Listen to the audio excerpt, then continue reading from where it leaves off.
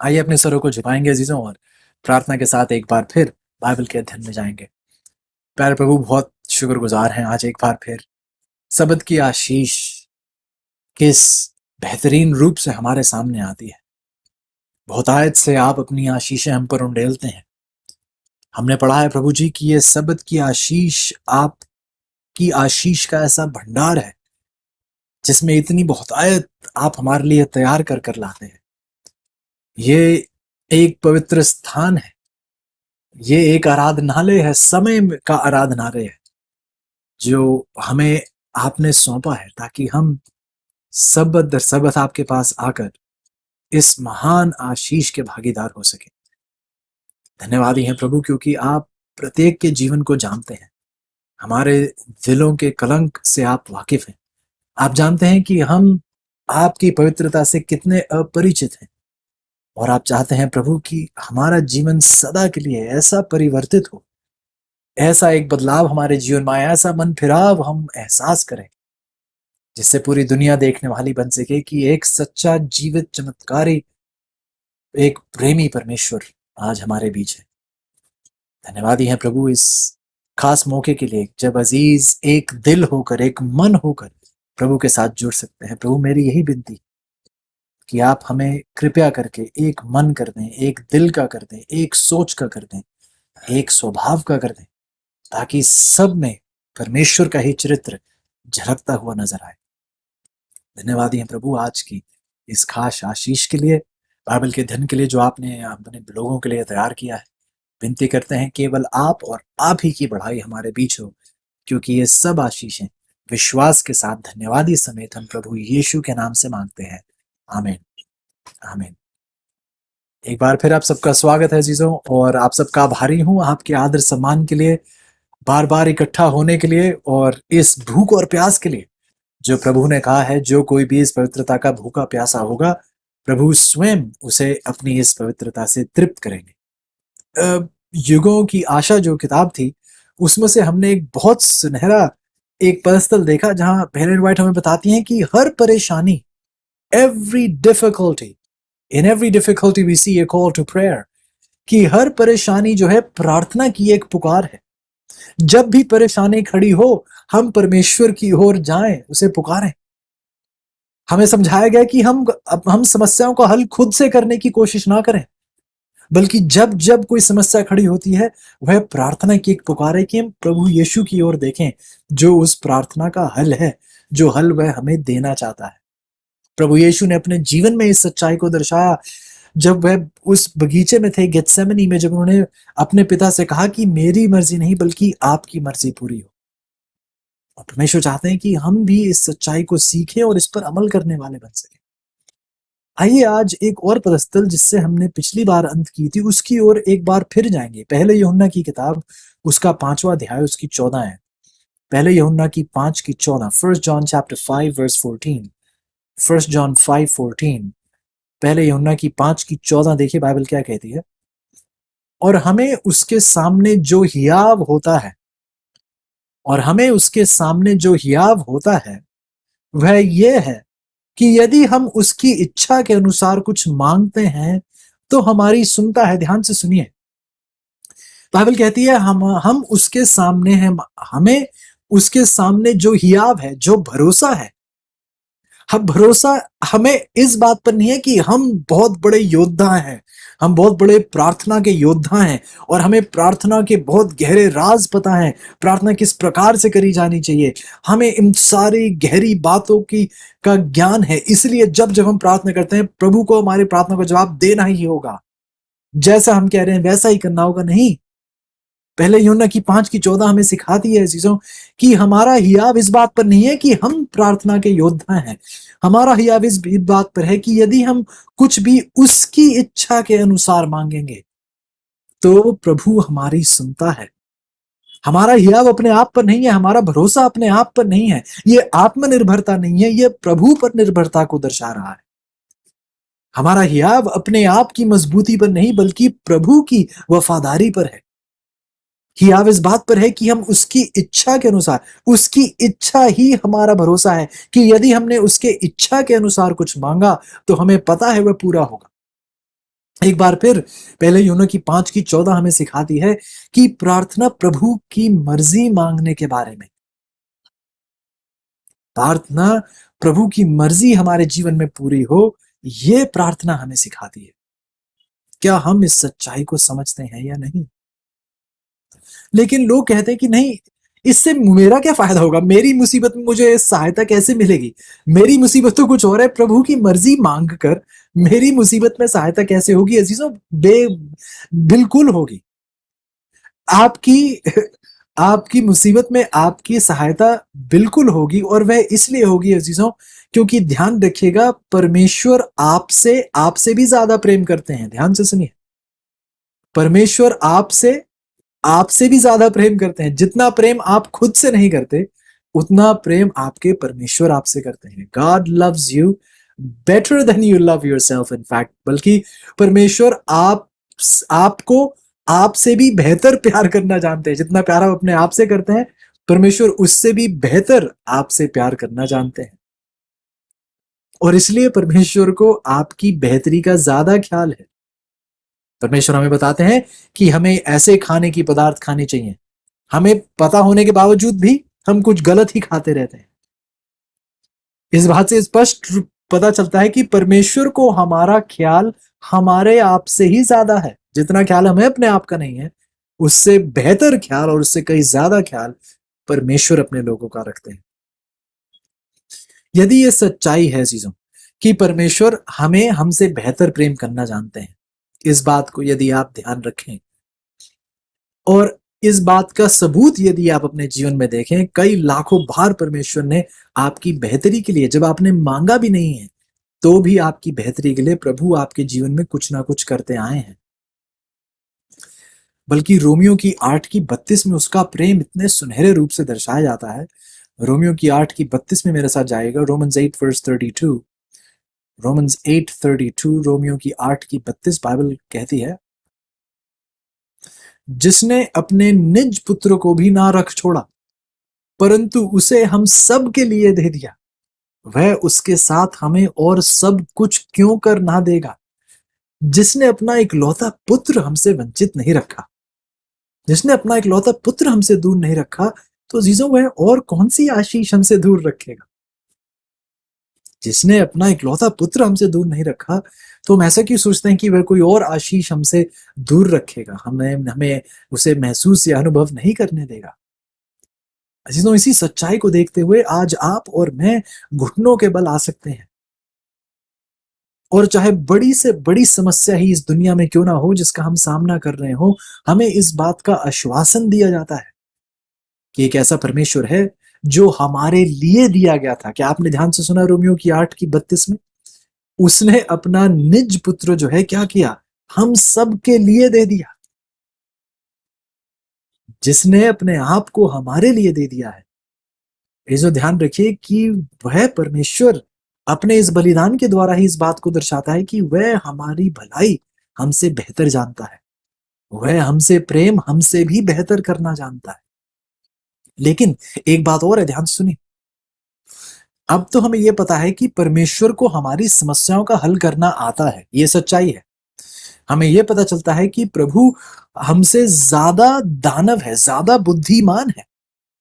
ध्यान से सुनिएगा, ज्यादा बुद्धिमान है। सच्चाई यह है, यदि आपको 1 लाख साल भी क्यों ना दिए जाएं, 1 करोड़ साल भी क्यों ना दिए जाएं, उन 1 करोड़ सालों के जवाब भी के बाद भी आपको अपनी समस्या का हल ऐसा नहीं मिल पाएगा जैसा परमेश्वर आपको दे सकते हैं। यदि आपको 1 करोड़ साल दिए जाएं अपनी समस्या का हल निकालने के लिए, तो भी आपका हल परमेश्वर से बेहतर नहीं होगा, क्योंकि वह आपसे बेहतर करना जानता है।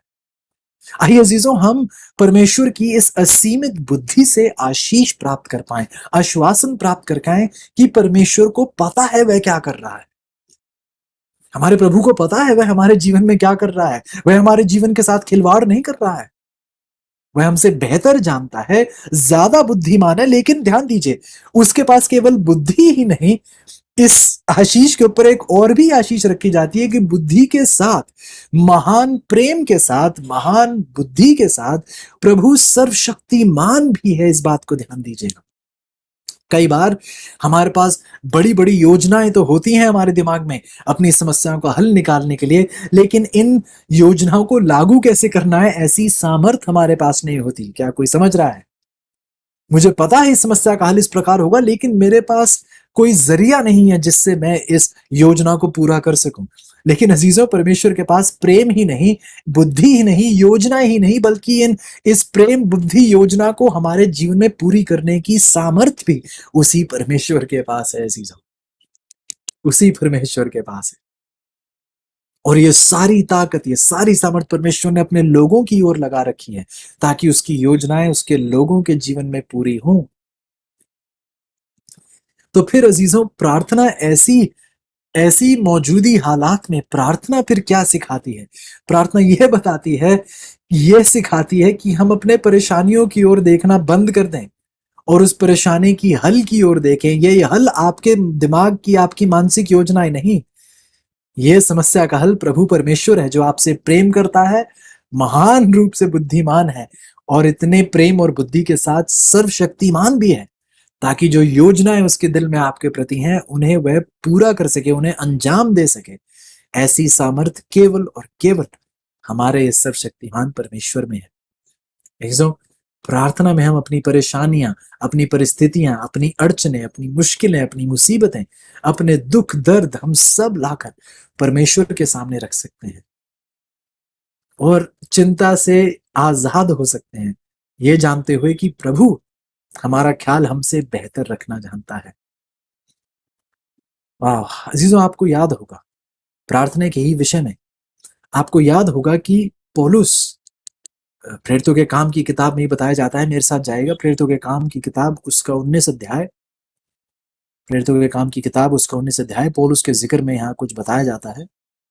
प्रेरितों का काम उसका 19 अध्याय, Acts of the Apostles chapter 19 verse 11 and 12, Acts 19 verse 11 and 12, प्रेरितों के काम उसका 19 अध्याय उसकी 11 और 12 आयत, प्रेरितों के काम का 19 अध्याय उसकी 11 और 12 आयत। बाइबल कहती है, परमेश्वर पौलुस के हाथों से सामर्थ के अनोखे काम दिखाता था, यहां तक कि रुमाल और अंगोछे उसकी देह से छुलवा कर बीमारों पर डालते थे तो उनकी बीमारियां जाती रहती थी और दुष्ट आत्माएं उनमें से निकल जाया करती थी। वाह, पौलुस इतनी सामर्थ से भरे गए थे परमेश्वर के द्वारा कि जब वह उनसे कोई रुमाल भी लेकर या उनका अंगोछा भी लेकर किसी बीमार व्यक्ति के ऊपर डाल दे तो बीमारियां भाग जाती थी, दुष्ट आत्माएं उस व्यक्ति में से निकल जाती थी। इतनी सामर्थ से व्यक्ति भरा हुआ था।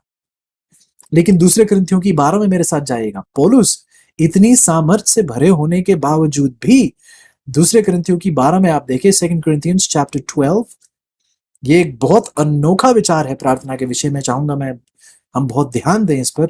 दूसरे कुरिन्थियों की 12, बाइबल देखिए यहां क्या कहती है।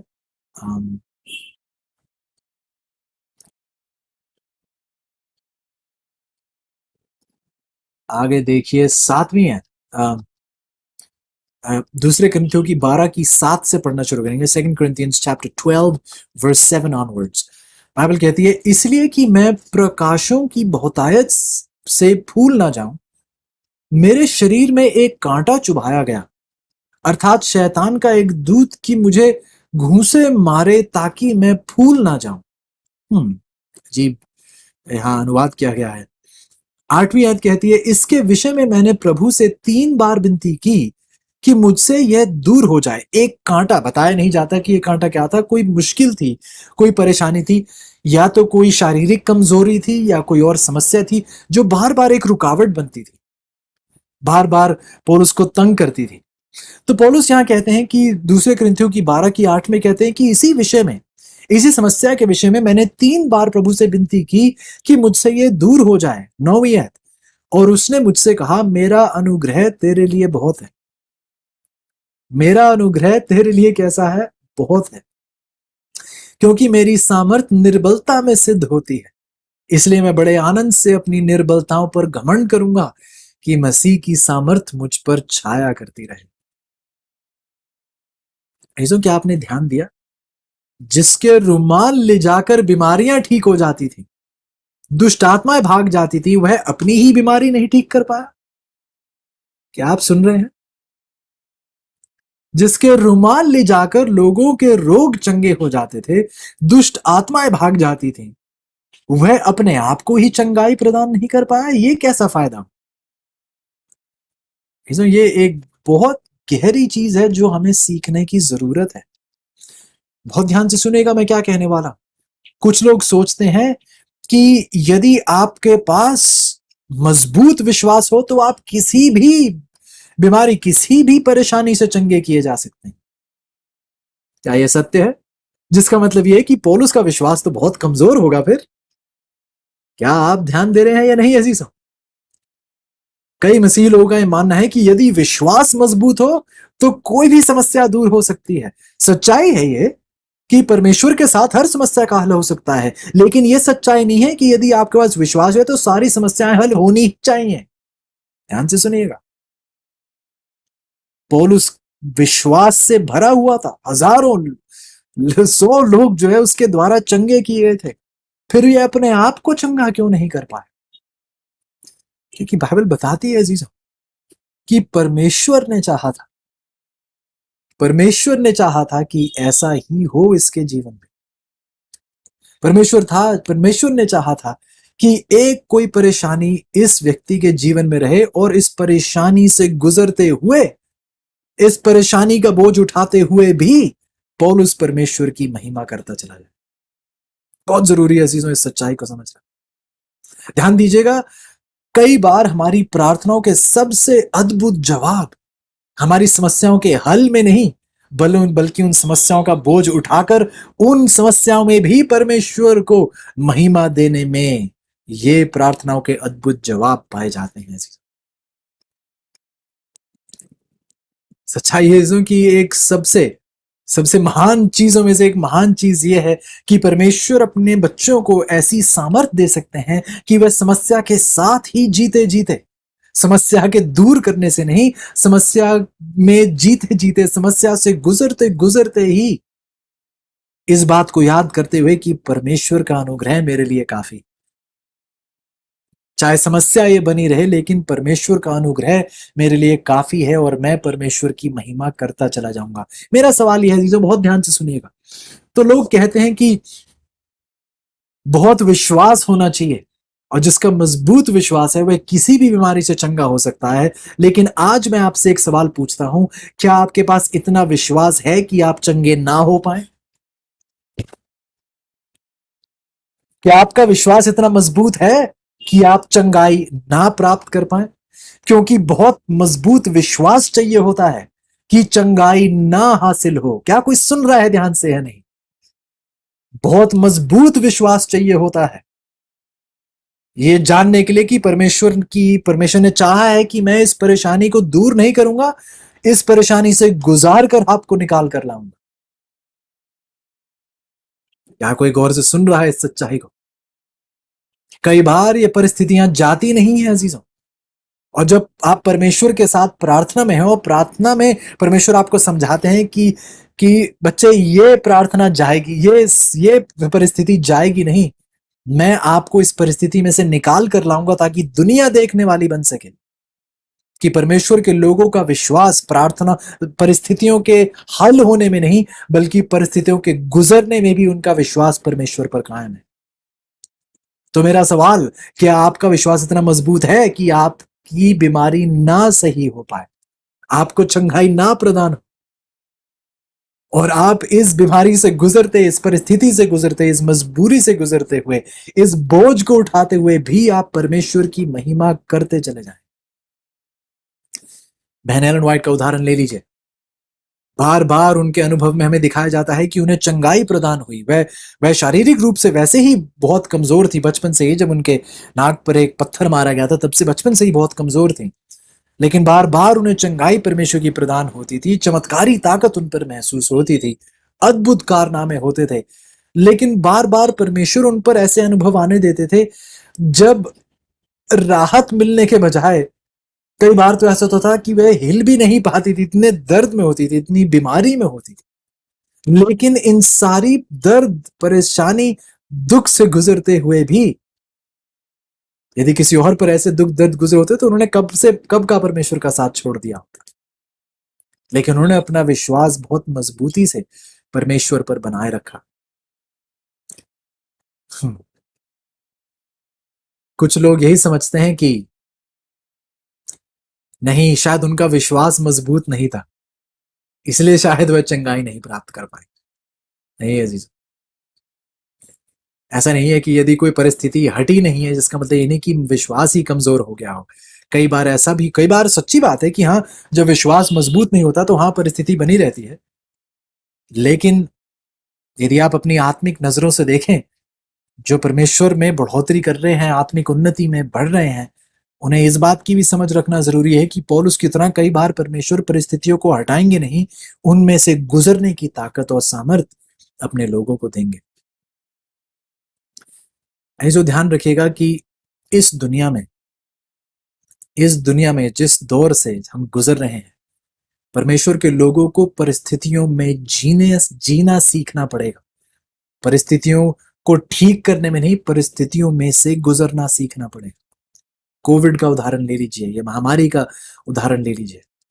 परमेश्वर दुनिया को दिखाना चाहते हैं कि वे अपने लोगों को इस बीमारी में से, इस बीमारी को हटाकर ही नहीं, इस बीमारी के दौरान अपने लोगों को कैसे सामर्थ देकर इस बीमारी से निकालना परमेश्वर चाहते हैं।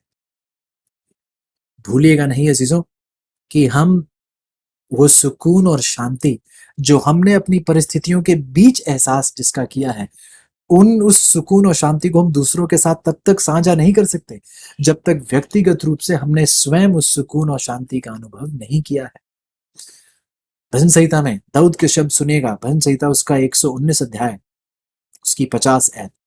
भजन संहिता की 119 की 50 शब्द सुनिएगा। दाऊद के शब्द यहाँ बहुत गौर कीजिएगा, कितने महत्वपूर्ण शब्द हैं। भजन संहिता की 119 की 50, Psalm 119 verse 50, Psalm 119 verse 50, Psalm 119 verse 50। ध्यान से देखिए, भजन संहिता की 119 की 50 में दाऊद क्या कहते हैं? कहते हैं, मेरे दुख में मुझे शांति उसी से हुई है। ध्यान से सुनिए, मेरे दुख में मुझे शांति उसी से हुई है, क्योंकि आपके वचन के द्वारा मैंने जीवन पाया है। ऐसा दाऊद का ये व्यक्तिगत अनुभव था। कहता है कि मेरे जीवन में कई ऐसे पल थे जब परमेश्वर ने मेरे दुख, मेरे ऊपर जो बोझ थे, मेरे ऊपर जो परिस्थितियां थी, परमेश्वर ने उन्हें दूर नहीं किया। उसने क्या कहा? मेरे दुख से बाहर नहीं, उसने कहा मेरे दुख में। उसने ये नहीं कहा प्रभु ने मुझे मेरे दुख हटाकर मुझे शांति दी है, नहीं। उसने कहा कि मेरे दुख के बीचों बीच मुझे शांति प्राप्त हुई है। अजीजों, मेरा सवाल आज ये है, क्या आपने दुख में परमेश्वर की शांति का अनुभव किया है? दुख कायम है, दर्द कायम है, लेकिन शांति भी प्रभु की कायम है। क्या आपने इस सच्चाई का अनुभव किया है? क्या आपका प्रभु के साथ ऐसा करीबी रिश्ता है?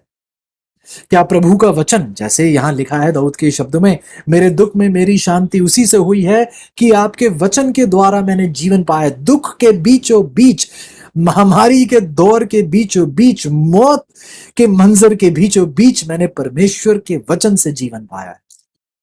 क्या ये आपका अनुभव है या नहीं? यदि नहीं अजीजों, तो आप ऐसा सुकून किसी और को नहीं दे पाएंगे।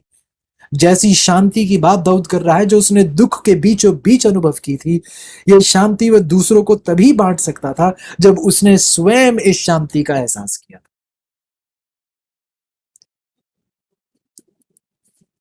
ऐसा बहुत जरूरी है कि हम मुश्किल दौर से गुजरते हुए भी अपनी नजरों को परमेश्वर से हटने ना दें, अपनी नजरों से परमेश्वर को हटने ना दें।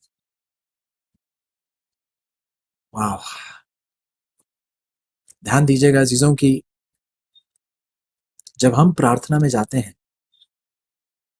जब हम प्रार्थना में जाते हैं तो ये ध्यान रखें कि प्रार्थना का मकसद ये नहीं है कि हमने तो निर्णय ले लिया है कि ऐसा ही होना है और प्रार्थना में हम परमेश्वर से कहेंगे कि परमेश्वर ऐसा ही करे। बल्कि प्रार्थना अजीजों का ऐसा जरिया है जो हमारा संचालन करता है एक ऐसे अनुभव में जहां हर्ष और आत्मसमर्पण के साथ हम परमेश्वर के चरणों में गिरते हैं और परमेश्वर से कहते हैं कि प्रभु, मैं जानता हूं मैं इस मुसीबत में, लेकिन मैं ये भी जानता हूं कि इस मुसीबत के द्वारा ही, इस मुसीबत से गुजरते हुए ही आपने मेरे लिए एक राहत तैयार की कर रखी है। मैं जानता हूं प्रभु कि आपके पास एक योजना है और इस योजना को पूरा करने की सामर्थ्य भी आपके पास है। तो आइए अजीजों, हम उसके पास अपनी मर्जी पूरी कराने के लिए नहीं, जैसा हमने ठान लिया है वैसा ही हो, ऐसा नहीं, बल्कि परमेश्वर क्या करना चाहते हैं प्रभु, आप इस हर्ष और इस आत्मसमर्पण के साथ मैं आपके पास आता हूं, ये जानते हुए कि आपके पास एक रास्ता है। या तो इस समस्या का हल ही हो जाएगा, या फिर आप इस समस्या से मुझे अपनी सामर्थ्य में गुजार कर निकाल कर लाएंगे, ताकि दुनिया के सामने आपकी महिमा होने वाली बन सके। ये जो ध्यान दीजिएगा, बहुत ध्यान से ध्यान दीजिए कि मान लीजिए आप अपने रास्ते में जा रहे हैं, आप अपने रास्ते में जाते हैं और एक शेर आपके सामने आ जाता है। जब ये शेर आपके सामने आता है, तो आपकी प्रार्थना ये नहीं होनी चाहिए कि प्रभु मैं प्रार्थना करता हूं इस शेर को यहां से दूर कर दीजिए, और ऐसा ही होना चाहिए, नहीं, क्योंकि अजीजों परमेश्वर के पास एक नहीं अनेक रास्ते हैं, बल्कि सिस्टर वाइट कहती है कि परमेश्वर के पास 1000 रास्ते हैं हमारी समस्या को हल करने के लिए, जिनके बारे में हम कुछ भी नहीं जानते। God has 1,000 ways of providing for us of which we know nothing of. परमेश्वर के पास 1000 जरिए हैं आपकी जरूरत पूरी करने के लिए, जिनका आपको अंदाजा तक नहीं। तो मान लीजिए आपका शेर से सामना होता है, आपकी प्रार्थना ये नहीं होनी चाहिए प्रभु जी शेर को दूर भगा दीजिए यहां से, नहीं, क्योंकि प्रभु क्या कर सकते हैं, प्रभु उस शेर को भगा सकते हैं, बिल्कुल। और फिर क्या प्रभु ये कह सकते हैं कि मैं शेर को भगाऊंगा नहीं, मैं चाहता हूं कि आप शेर से गुजर कर जाएं।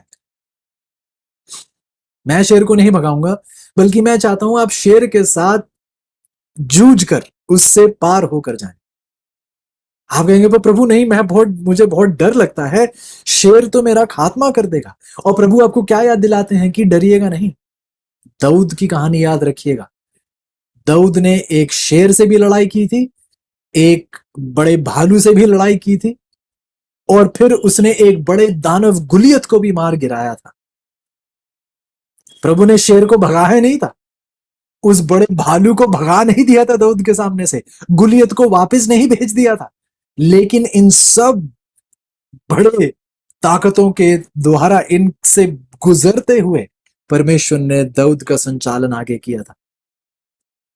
तो फिर अजीजों, हमारी प्रार्थना ये क्यों होती है कि हमारे जीवन में जो गुलियत है उन्हें भगा दीजिए, उन्हें खत्म कर दीजिए, इनका खात्मा कर दीजिए। हमारी प्रार्थना ये क्यों नहीं होती कि प्रभु आपकी क्या इच्छा है, क्या ये समस्या हटेगी, या फिर इस समस्या से आप मुझे निकाल कर लाएंगे, ताकि आपकी महिमा हो। में नहीं, ध्यान रखिएगा अजीजों कि हर मसीही व्यक्ति के जीवन का लक्ष्य एक होना चाहिए, प्रभु की महिमा। मेरे ऊपर जाए जैसी जैसी मर्जी बीते, लेकिन परमेश्वर की महिमा। एक मसीही दिल का यही विचार और उसके जीवन का यही लक्ष्य होना चाहिए अजीज। क्या आप समझने की कोशिश कर रहे हैं कि परमेश्वर हमें क्या सिखाना चाह रहे हैं? परमेश्वर ये सिखाना चाहते हैं कि हमें परिस्थितियों से, मुश्किलों से हमें डरना नहीं चाहिए, हमें साहस लेना चाहिए, उस साहस के साथ दूसरों से बात करनी चाहिए। क्यों? क्योंकि हम आत्मनिर्भर हैं? नहीं, क्योंकि हर परेशानी क्या है, हर परिस्थिति क्या है, हर मुसीबत क्या है, प्रार्थना की एक पुकार है। आपको भी याद है या नहीं? हर परेशानी प्रार्थना के लिए एक पुकार है। काहे, किस चीज की पुकार है? काहे के लिए आप प्रार्थना करेंगे? जब परिस्थिति आती है तो प्रार्थना काहे के लिए कर रहे हैं? अब देखिए, हम इस वाक्य को और गहराई से समझने की कोशिश कर रहे हैं। हर परिस्थिति प्रार्थना की एक पुकार है, लेकिन प्रार्थना किस बात की? कि आप इस समस्या का हल कर दे? नहीं, समस्या के हल की प्रार्थना नहीं, बल्कि प्रार्थना ये कि प्रभु जी आपकी मर्जी क्या है इस समस्या में। वो बहुत ध्यान से सुनिएगा। हर समस्या प्रार्थना की एक पुकार है, लेकिन प्रार्थना ये इस बात पर आधारित नहीं है कि प्रभु आप इस समस्या का हल कर दें, नहीं, बल्कि इस पुकार इस बात की है कि आप परमेश्वर से पूछें कि समस्या खड़ी है, अब आपकी मर्जी क्या है प्रभु। उम्मीद करता हूं आप बहुत ध्यान से बातों पर गौर कर रहे हैं। जब समस्या खड़ी होती है तो अपने हल मत पेश करिए परमेश्वर के सामने, उसका हल मांगिए। प्रभु आपकी मर्जी क्या है, इस हादसे में आप क्या चाहते हैं, इस मुसीबत के सामने आप क्या करना चाहते हैं। प्रभु जी मुझे अपनी मर्जी स्पष्ट रूप से दिखाएं, ताकि मैं अपनी मर्जी ना पूरी करूं इस मुसीबत में। मुसीबत चाहे जैसी मर्जी, मेरे साथ जैसा मर्जी हो, लेकिन आपकी महिमा सदा ऊंची रहे, ये प्रार्थना होनी चाहिए। एक और उदाहरण देखते हैं। हम जानते हैं ये प्रभु की मर्जी है, स्पष्ट रूप से सुनेगा। हम जानते हैं कि यदि आपको शराब पीने की लत लगी हुई है, या तंबाकू खाने की लत लगी हुई है, या झूठ बोलने की लत लगी हुई है, हम जानते हैं, प्रभु का वचन स्पष्ट रूप से बताता है कि प्रभु चाहते हैं, ये उनकी मर्जी है कि हम इन सारी कमजोरियों के ऊपर जीत प्राप्त कर पाए। ठीक है, हम जानते हैं, जिसका मतलब प्रभु का वचन स्पष्ट रूप से बताता है कि यह प्रभु की मर्जी है कि हम इन सारी हानिकारक पदार्थों के ऊपर जयवंत हो पाए। हमें पता है ये उसकी मर्जी है, लेकिन ध्यान से सुनेगा, हर इस हर हर इस मुश्किल में, या तो शराब पीनी हो, या तंबाकू खाना हो, या बहुत क्रोधित होना हो, या झूठ बोलना हो, हमें पता है प्रभु इन सब चीजों के ऊपर हमें जीत दिलाना चाहते हैं। लेकिन ये ना भूलिएगा कि प्रभु के जीत दिलाने का तरीका बहुत अलग प्रकार का हो सकता है। क्या आप ध्यान से सुन रहे हैं? प्रभु का जीत दिलाने का तरीका, जीत दिलाना चाहते हैं, उनकी मर्जी है। लेकिन अब यदि हमें बताया जाता है कि उनके पास 1000 तरीके हैं इस समस्या को हल करने का, जिसे हम नहीं जानते, जिसका मतलब यदि आप इस समस्या के 1000 हल निकाल लें, तो भी परमेश्वर के पास 1000 हल ऐसे होंगे जिसके बारे में आपको पता ही नहीं है। तो ध्यान दीजिए अजीजों, बहुत गौर कीजिएगा। प्रार्थना सिर्फ निर्भरता के लिए नहीं है इस बात पे कि प्रभु जी ऐसा होना है, लेकिन आपकी सामर्थ्य में हो। इस प्रार्थना सिर्फ यही नहीं है। प्रार्थना यह है प्रभु जी की कैसा होना चाहिए, और ये कैसे पूरा होगा, आपकी सामर्थ्य में होगा। सिर्फ ये ऐसे पूरा होना चाहिए, इसकी सामर्थ्य मुझे दें। आप सामर्थ्य के लिए निर्भर नहीं है, आप सामर्थ्य के लिए ही निर्भर नहीं है, आप उसकी योजना के लिए भी निर्भर है। ये हल कैसा होगा प्रभु, और यदि ये हल आप देते हैं तो इसकी सामर्थ का आश्वासन उस हल के साथों साथ हमारे पास दिया जाता है। हर परिस्थिति प्रार्थना की एक पुकार है, अपना हल पेश करने के लिए नहीं परमेश्वर के सामने, उसका हल प्राप्त करने के लिए एक पुकार है। परमेश्वर से पूछें कि प्रभु अब क्या होना चाहिए, आप क्या करना चाहेंगे इस समस्या के साथ। बहुत जरूरी है, बहुत जरूरी है। और जब आप संजीदगी के साथ, सच्चे दिल के साथ, एक नम्र स्वभाव के साथ, जब आप घुटनों के बल आकर परमेश्वर से प्रार्थना करते हैं, मान लीजिए आप बहुत क्रोधित होते हैं और आप प्रार्थना करते हैं, प्रभु जी मैं बहुत क्रोधित हूं और मैं आपसे विनती करता हूं कि आप किस प्रकार से इस क्रोध का हल निकालना चाहते हैं, आप इस हल को निकालें। मुझे नहीं पता कि मैं इससे कैसे जूझकर आगे निकलूंगा। तो अजीजों, जैसे ही आप प्रार्थना करते हैं, आप क्या सोचते हैं कि क्या क्रोध अचानक से ही खत्म हो जाएगा, आपको दोबारा कभी क्रोध नहीं आएगा? ऐसा हो भी सकता है, लेकिन कई बार योगा प्रार्थना के ठीक बाद आप बहुत क्रोधित महसूस करेंगे। इसका मतलब क्या है? परमेश्वर ने आपकी प्रार्थना नहीं सुनी? नहीं, बिल्कुल नहीं। यदि आपने सच्चे दिल से, एक नम्र स्वभाव के साथ अपनी इस परेशानी की, आप बहुत क्रोधित होते हैं, आपको इसके ऊपर जीत प्राप्त करनी है और प्रभु आपको इस जीत को देना चाहते हैं। यदि प्रार्थना खत्म करते साथ ही आप महसूस नहीं कर पाते, ऐसा एहसास नहीं होता कि क्रोध अब खत्म हो गया, मुझे अब क्रोध नहीं आएगा, यदि ऐसा एहसास नहीं होता है बल्कि और क्रोधित होते हैं आप, इसका मतलब ये नहीं है कि परमेश्वर ने आपकी प्रार्थना नहीं सुनी, बल्कि आप जब ऐसा महसूस होता है, आपको और भी क्रोधित होते हैं, तो आप दोबारा प्रार्थना में जाएं और कहें कि प्रभु मैं जानता हूं आपने मेरी प्रार्थना को स्वीकारा है, और मैं आप पर निर्भर होते हुए इसी बात का आश्वासन प्राप्त करूंगा कि आप मुझे क्रोधित होने से बचाएंगे, आप मुझे इस बचाने के योग्य हैं। क्यों? क्योंकि पहले यूहन्ना की 5:14 में हमने क्या देखा? हमारा हियाव किस बात पर है? अपनी मर्जी पर नहीं, हमारा हियाव परमेश्वर की इच्छा पर है। हम हियाव इस बात का रखते हैं, भरोसा इस बात पर है कि परमेश्वर की इच्छा के अनुसार जो हम मांगते हैं वह सुनता है। क्या उसकी इच्छा है वह क्रोध पर हमें जीत दिलाए? बिल्कुल। जीत कैसे दिलाएगा ये उसके ऊपर निर्भर है। हमारा ही यह बंधा रहना चाहिए कि प्रभु ने कहा है जीत दिलाएगा तो जीत दिलाएगा, जीत बिल्कुल दिलाएगा। अजीजों, हमारी प्रार्थना फिर ये नहीं होनी चाहिए कि प्रभु इस दर्द को दूर कर दें, इस मुसीबत को दूर कर दें, बल्कि हमारी प्रार्थना ये होनी चाहिए कि प्रभु जी मुझे सामर्थ्य दें ताकि ये दर्द दूर हो या ना हो, यह परेशानी जाए या ना जाए, मैं आपको महिमा देने वाला बन पाऊं। ये हमारी प्रार्थना होनी चाहिए। ये हर मसीही व्यक्ति की प्रार्थना होनी चाहिए कि प्रभु आप हमें आपको महिमा देने के योग्य बनाए। वाह! एलन व्हाइट का उदाहरण यदि आप देखें, ऑस्ट्रेलिया की बात है। ऑस्ट्रेलिया में जब वह थी तो वह कुछ कैंप मीटिंग्स में गई थी, जहां पर वह लोगों के लिए, लोगों की सेवकाई के लिए वहां पहुंची, प्रचार करने के लिए और सुसमाचार दूसरों तक देने के लिए।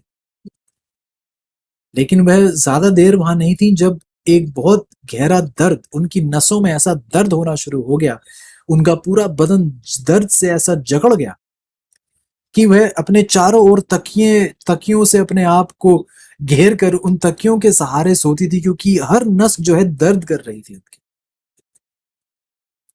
ना वह बाहर जा सकती थी, ना वह अच्छे से हिल सकती थी, ना सभाओं में शामिल हो सकती थी, ना प्रचार कर सकती थी दूसरों के सामने ऐसे। फिर उन्होंने ध्यान दिया कि उनके शरीर का एक ही ऐसा अंग था जो दर्द नहीं कर रहा था, और वो था उनका दाहिना हाथ। उन्होंने देखा कि केवल उनका दाहिना हाथ जो है दर्द नहीं कर रहा, बाकी पूरे शरीर में दर्द था, केवल दाहिना हाथ जो है वह दर्द नहीं कर रहा। और जो आप यकीन नहीं मानेंगे कि जब उन्होंने देखा कि उनका दाहिना हाथ दर्द नहीं कर रहा, क्या वह प्रार्थना करती रही कि ये बाकी के दर्द को भी ले जाएं जैसे दाहिने हाथ में दर्द नहीं हो रहा? नहीं, बल्कि उन्होंने प्रार्थना की और उन्होंने लिखना शुरू कर दिया, और लिखती गई और लिखती गई और लिखती गई, क्योंकि यदि प्रभु ने इस हाथ को छोड़ा था तो किसी वजह के लिए छोड़ा। उन्होंने अपने बाकी के दर्द को अनदेखा कर दिया और जो चीज चल रही थी उसको पूरा इस्तेमाल किया, और लिखती गई लिखती गई लिखती गई जैसा परमेश्वर ने आदेश दिया।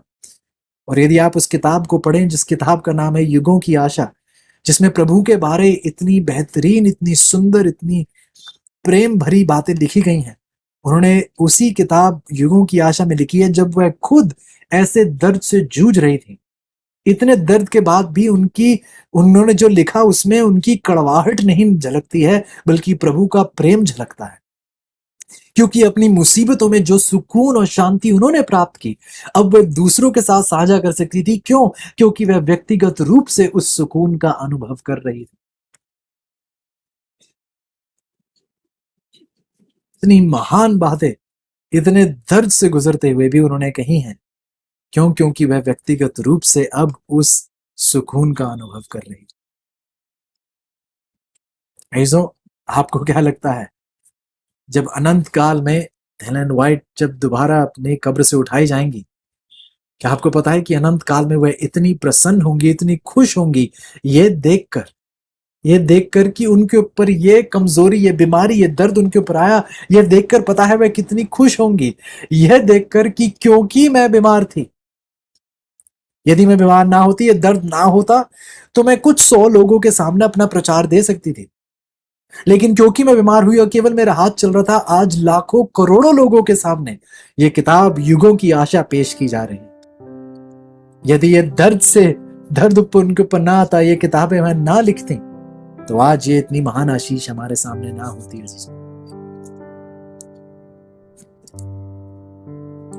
अपने दर्द से गुजरने का अनुभव अजीजों, हमें एक ऐसा अनुभव उत्पन्न करता है जो हम दूसरों के साथ साझा कर सकते हैं। दुख दर्द से गुजरना एक ऐसा आशीषित मंजर है जहां से हम एक ऐसा अनुभव प्राप्त करते हैं जिससे हम दूसरों को उत्साहित कर सकते हैं, प्रेरित कर सकते हैं। तो आइए अजीजों, हम अपनी सामर्थ के बराबर के कार्य ना मांगे। ध्यान से सुनिएगा। आइए हम अपनी सामर्थ की बराबर की तुलना के कार्य ना मांगे, बल्कि हम अपने कार्यों की तुलना की सामर्थ की प्रार्थना करें। ध्यान से सुनिएगा। आइए इस बातों को समझते हुए हम अपने सामर्थ की तुलना के कार्यों की प्रार्थना ना करें, बल्कि अपने कार्यों की बराबरी की सामर्थ की प्रार्थना करें। जितने महान कार्य हैं, परमेश्वर से विनती करें कि ऐसी ही ताकत हमें दें कि ये कार्य परमेश्वर की महिमा के लिए पूरे किए जा सके। ध्यान रखिएगा जीजो, हम इन बातों पर बात करते चले जा सकते हैं। हम बहुत कुछ प्रार्थना के बारे में सीखते चले जा सकते हैं, लेकिन क्या आपको पता है कि यदि आपको तैरना सीखना है तो आप क्लासेस ले सकते हैं।